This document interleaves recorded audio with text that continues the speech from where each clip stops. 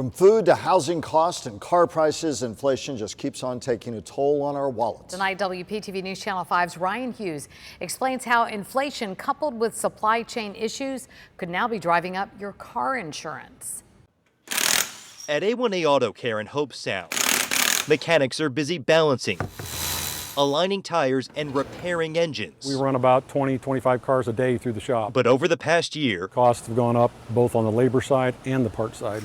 the ongoing supply chain issues are causing even more challenges. Removing the rest of the plastic, put the new sensor in place. Some parts are now hard to come by, and repairs are taking longer than expected. We do have cars that hang around a lot longer than they normally would. And when you add inflation into the mix, the costs are being passed on to the consumer. Seems to be going up every renewal I get. Drivers like Jeff Capoletti trying to do everything he can to keep his car insurance costs at a minimum. I think whatever we're seeing now is here to stay and maybe just go up, maybe not as much if things stabilize in a year or two. But right now, inflation is a direct driver causing car insurance premiums to increase, especially with traffic almost back to what it was before the pandemic. With more traffic comes more accidents. That means more repairs and replacement parts.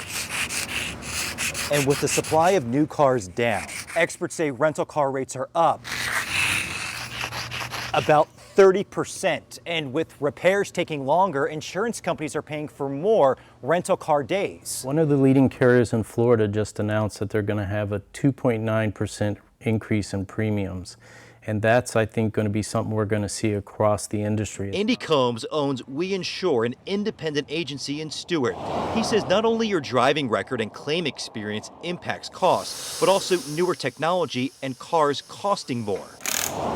Florida is already one of the top states for uninsured drivers, and higher rates could mean even more uninsured or underinsured. It is going to have implications. People may not be able to afford full coverage insurance. So Andy advises customers should check with multiple carriers and focus on available discounts.